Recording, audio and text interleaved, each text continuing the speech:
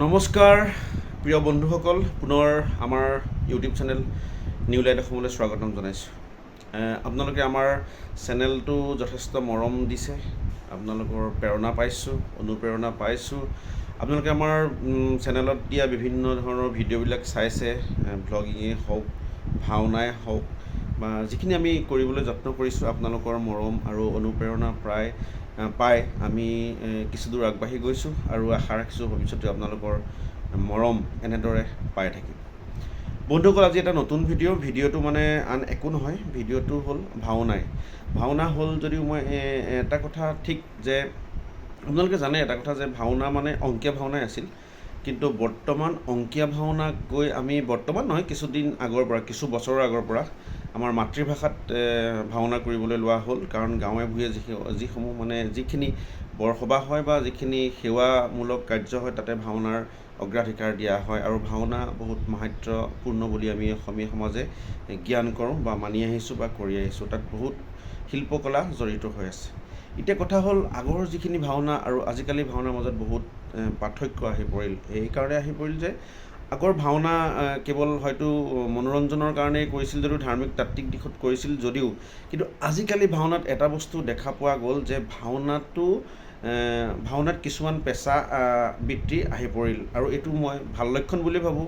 বহু মানুহেও ইয়াৰ ওপৰত কমেণ্ট কৰে, বহুতে বেয়াও পাব পাৰে, কিন্তু এটা কথা ঠিক, গ্ৰাম্য জীৱনত ভাওনা উন্নত কৰিবলৈ গৈ বহু যুৱক বৰ্তমান আপোনাৰ পেচাদাৰী হৈ পৰিছে। ইয়াৰ পৰা এটা ইনকাম চ'ৰ্চ আহি গৈছে, মানে আপোনালোকে উপাৰ্জনৰ এটা পথ আহি পৰিছে আৰু সেই উপাৰ্জনৰ পৰা বহুতো গ্ৰাম্য জীৱনৰ যিখিনি থলুৱা শিল্পী তেখেতসকলে মানে এক উপাৰ্জনৰ পথ বাছি লৈ পেলাই নিজৰ ঘৰখনক কিছু আৰ্থিকভাৱে সকাহ দিব পাৰিছে। অকল মনোৰঞ্জনৰ কাৰণে যদি ভাওনা কৰি থাকে, নিৰ্দিষ্ট সময় যায়, কাৰণে ভাওনা আখৰা কৰোঁতে এমাহ 15 দিন বহুত দিন যায় বা তেনেকুৱা ধৰণৰ, কিন্তু ভাওনাখন আজিকালি ভালো হ'বলৈ ল'লে আৰু এই পেচাগত যিটো বৃত্তি আহি পৰিল, ইয়াৰ প্ৰতি মোৰ খুব ভাল লাগিছে, মই ভাল পাইছোঁ।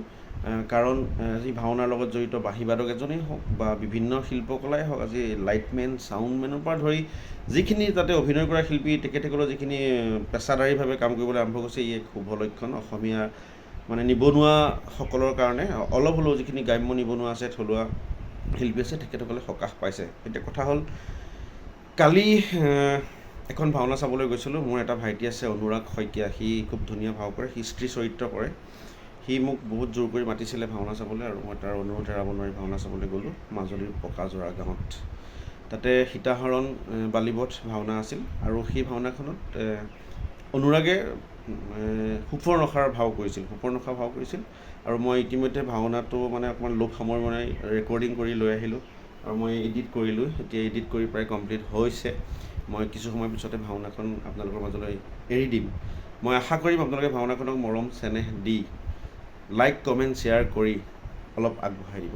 ধন্যবাদ। আহক যাওঁ আমি ভাওনাখন দৰ্শন কৰি লওঁ।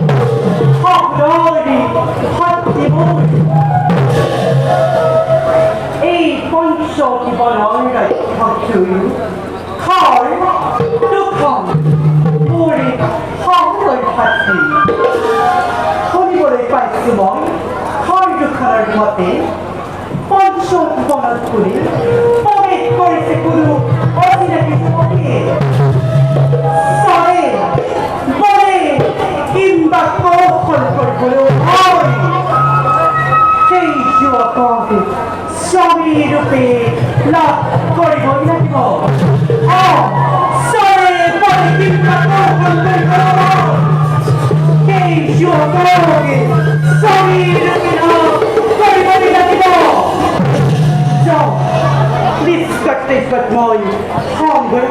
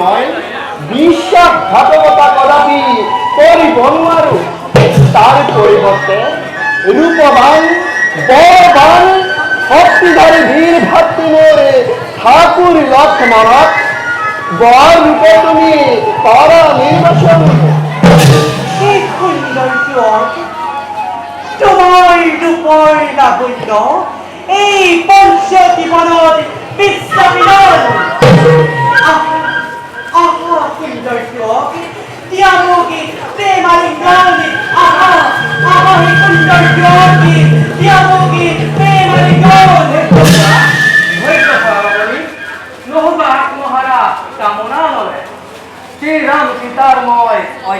যা বড় জনক আমি বড় করি কলঙ্কিত করিবা কিয় নিজৰ ৰূপ লাবণ্য পুনঃ যোৱা শ্ৰীৰামৰ সঙ্গে মনোবাঞ্ছা কৰা দেপুৰ এই কামিনী বন্ধ লক্ষ্মণ বুলি চিৰপিত্ত তোমাৰ ঈশ্বৰতে কিবা কৰি এই ৰাজীক্ষত শিল্পে গঠন কৰি মোৰ জীৱন কৰা পুনৰ এবাৰ মই কৈছোঁ অতি বিপদাৰম নীতি কাপে মোৰ বিশ্বাসঘাতকতা মই কদাপিতো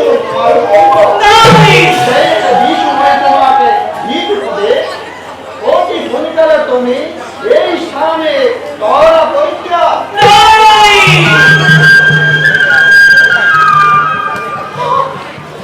বুঝিলো মই এই সামান্য ক্ষুদ্রকে রমণীর পাবি তোমাকে মুখে করিল প্রত্যাখ্যান এর উপরে দম আছে বই এর উপরে দম আছে বই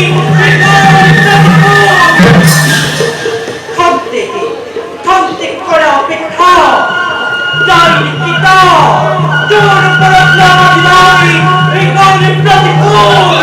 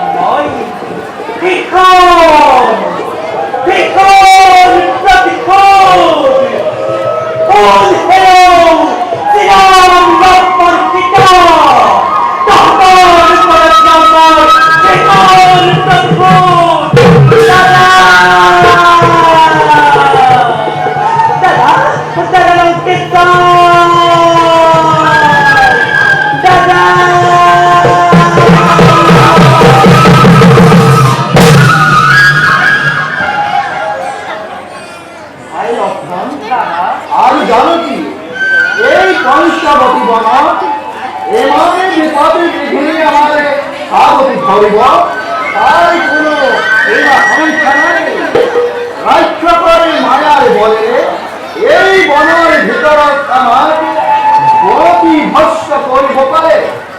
সেয়েহে ভাই লক্ষ্মণ, এই স্থানেৰে আমি কল পৰিত্যাগ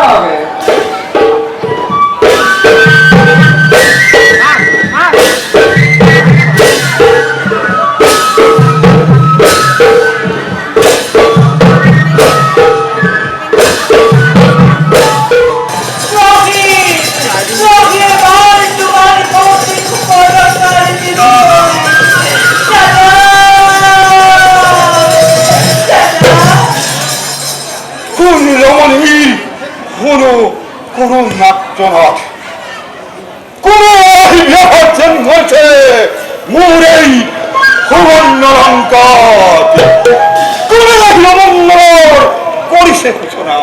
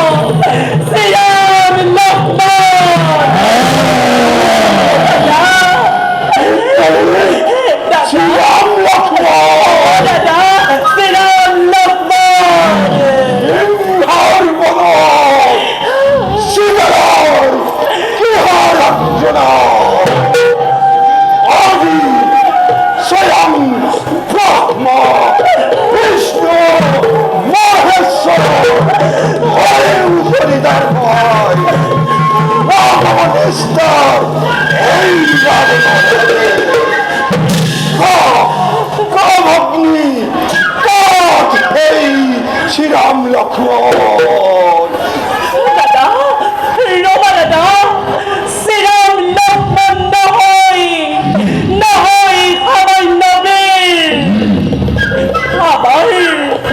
আমার 14,000 রাজ্য সেনাক পরাভূত করিলে আর দাদা দেখিরা কর দুঃখদক দিলে বিচিরন্ত শ্রীরাম সন্দেহ আক্রমে দাদা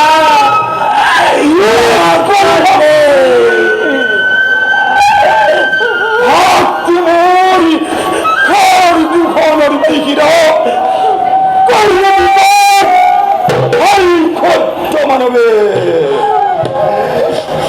ভগ্নি কর হেই খোজ্জ পতঙ্গ আগে নিশ্চয় এই রামর হাতে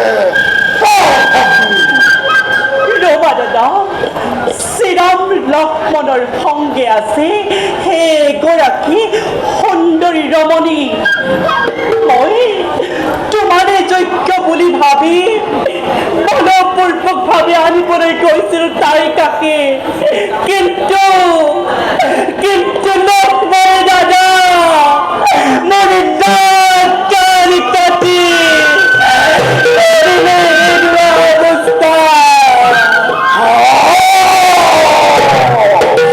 দাদা উপযুক্ত তোমাৰ বাবে সেয়েহে আমি চাৰি বৰে কিম্বা কৌশল কৰি হলেও সেই ৰমণীক কৰিব লাগিব হৰণ তোমাৰ যোগ্য বুলি মই ভাবিলো মনত সেয়েহে দাদা কিম্বা কৌশল কৰি হলেও সেই তোৰ পিতা পিতাক দাদা আমি কৰিব লাগিব হৰণ তাৰ পাছত তুমি দেৱ সদৃশ প্ৰতিমাৰ পাবা দৰ্শন অ দাদা পাবা দৰ্শন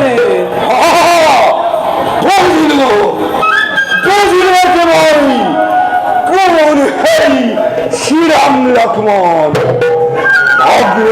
দাদা নগরী হোক দাদা যাতন ভক্ত ধনন্তরীর পাশে দাদা মঙ্গল পদ হোক নির্মম